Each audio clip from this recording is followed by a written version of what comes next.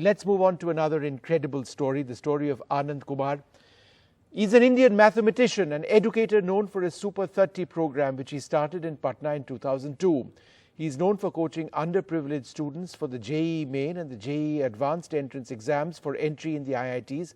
By 2018, 422 of 510 students had made it to the IITs.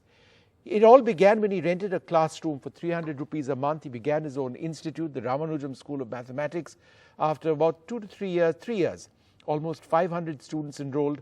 Then in early 2000, there was a poor student who came to him seeking coaching for IIT JEE, couldn't afford the annual admission because of poverty. Kumar was motivated to start this Super 30 program in 2002, for which he's now become so well known. So we're just privileged to be joined by Anand Kumar at this stage. Anand ji, thank you so much for being with us. आपके ये super 30 programme इतने students को एक आशा दी है, एक hope दी है.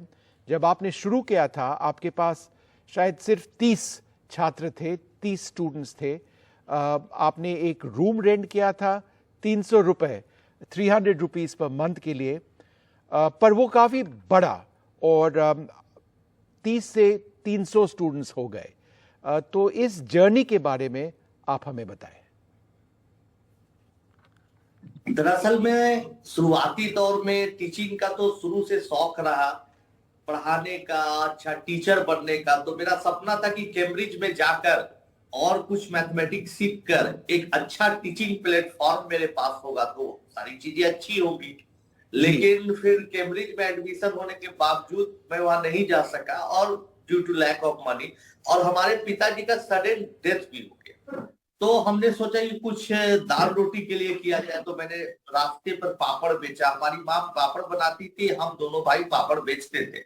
उसके बाद क्या हुआ कि मुझे लगा कि कुछ 200-400 रुपए लेके पढ़ाए, कुछ बच्चों को पढ़ाना स्टार्ट किया. बाद में मुझे यह एहसास हुआ कि बहुत सारे बच्चे ऐसे हैं जो पटना में रहना, खाना भी उनके लिए बहुत बड़ी बात है. तब हम 30 बच्चों को घर पर लाए, माता जी खाना बनाने लगी, भाई उसका टेक केयर करने लगा, और सुपर 30 की शुरुआत. तो पहले 3 स्टूडेंट्स से 30 हो गए, फिर 500 स्टूडेंट्स आपके इंस्टीट्यूशन को ज्वाइन किया. ये कितना टाइम लगा ये बढ़ने में?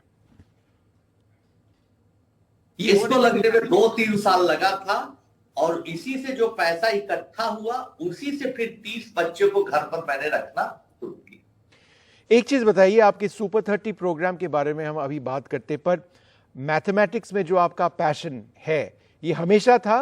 ये आपका फेवरेट सब्जेक्ट स्कूल में भी था? नहीं, हमेशा नहीं था. पहले बचपन में जब क्लास 5-6 में थे तो हम एक साइंटिस्ट बनना चाहते थे, और तरह तरह का साइंस का मॉडल बनाते थे. 7th में 8th में जाके बहुत वायरलेस कई चीजें बनाए.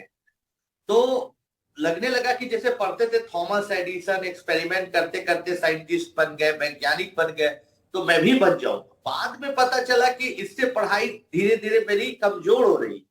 मैथमेटिक्स में कम मेहनत करने के चलते उतना अच्छे मार्क्स नहीं आने लगे. तो पिताजी समझाते थे, लेकिन रियलाइज किया जब मैं क्लास 8 पास करके 9th में जा रहा था, तब रियलाइज किया कि बहुत दिक्कत है मुझे मैथमेटिक्स में, और ऐसे कोई साइंटिस्ट या मैथमेटिशियन बन ही नहीं सकता.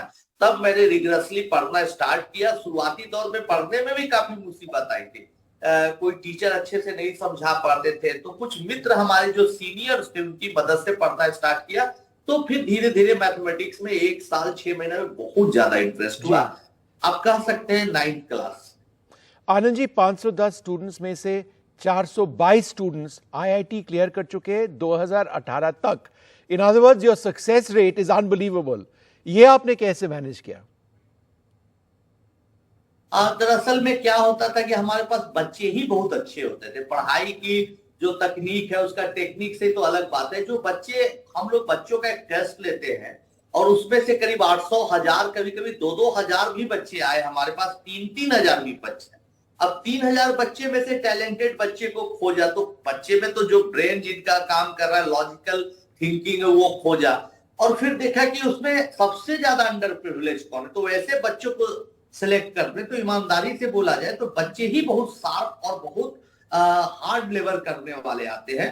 बाद में उनको पढ़ाना, मैथमेटिक्स का हाउ एंड व्हाई समझाना, एक ही प्रॉब्लम्स को अलग अलग तरीके से सॉल्व करना, इन चीजों के चलते अब बच्चे प्रैक्टिस करना बार बार। जो हम लोग उन लोगों को टेस्ट लेते हैं तो डमी टेस्ट लेते, तो टेस्ट इतना अधिक लेते थे, इन तमाम चीजों को मिलाने के बाद बच्चे अच्छा करते हैं। और आपका सिलेक्शन क्राइटेरिया क्या है? मतलब आप किस टाइप के स्टूडेंट्स को सिलेक्ट करते, किस बेसिस पे करते हैं?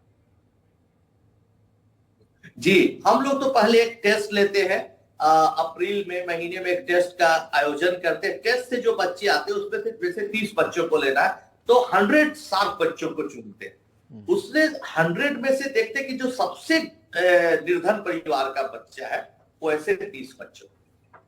और आप करिकुलम कौन से करिकुलम फॉलो करते हैं टेस्ट के लिए? क्योंकि अगर हम मैथमेटिक्स की बात करें तो कई टेस्ट हो सकते हैं। You don't have to follow a curriculum necessarily, analytical test भी होते हैं। तो जो स्टूडेंट्स आप सिलेक्ट करते हैं उनके पास क्या स्किल्स होने चाहिए? हम लोग 2 टेस्ट लेते हैं। पहला राउंड में टेस्ट लेते हैं जिसमें फिजिक्स, केमिस्ट्री, मैथ 9, 10 का पूछते हैं, एनसीईआरटी बेस्ड। दूसरा टेस्ट लेते हैं जिसमें उनका लॉजिकल थिंकिंग कितना है, उनमें कितना रीजनिंग है, कितना वो सोचने की क्षमता कितना है, वो दोनों मिला के हम लोग निर्णय लेते हैं। और लास्ट में जब 100 बच्चे रहते हैं तो फिर उनसे हम लोग बातचीत करके, इंटरव्यू करके 30 बच्चों।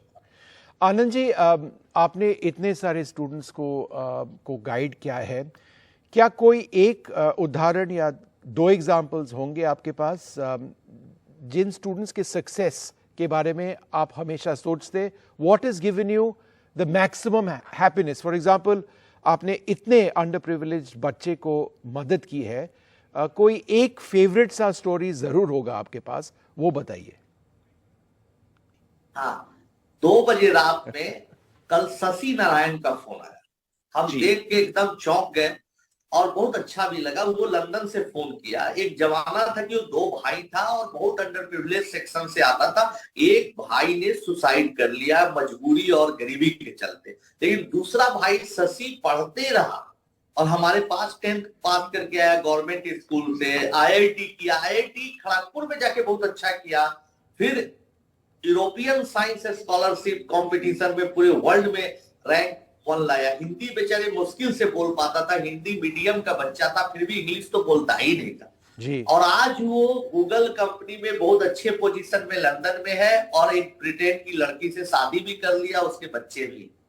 तो ये स्टोरी हमको बहुत अच्छी लगती है। जब भी गए कैम्ब्रिज में या कहीं भी गए, इंग्लैंड तो जरूर आता है मुझसे मिलने, बड़ा प्यार देता है, तो उसको बहुत मैं मानता हूँ, बहुत अच्छा लगता है। और वो प्रेरणा का स्रोत है कि देखिए कभी हिम्मत जिंदगी से नहीं हारनी चाहिए, संघर्ष करते करते आदमी मकाम तक पहुंच ही जाता है। तो आनंद जी, एक अंतिम सवाल, टाइम कम हो रहा है, आपका ग्रेटेस्ट पैशन क्या है? टीचिंग, मैथमेटिक्स या और कुछ? टीचिंग ही है, बावजूद इसके म्यूजिक बहुत अच्छा लगता है, इसलिए म्यूजिक सुनते रहते हैं। चाहे फिल्मी गाना हो, क्लासिकल म्यूजिक हो, तो म्यूजिक से बड़ा लगाव है। तो जो बचपन में पढ़ते थे रेडियो बजा के पढ़ने वाला, वो आज भी है। कुछ न कुछ म्यूजिक से बड़ा मन खुश रहता है, इसलिए पैशन म्यूजिक है। कलाकार तो नहीं बन पाए, कुछ परफॉर्म नहीं कर पाए, लेकिन सफल श्रोता जरूर है। All right. Well, Anand Kumar, what an inspiration you are, and you know the hope that you've given so many students. Though I suspect getting into your institute is just really, really difficult. But congratulations and thank you very much for speaking to us. Thanks very much indeed.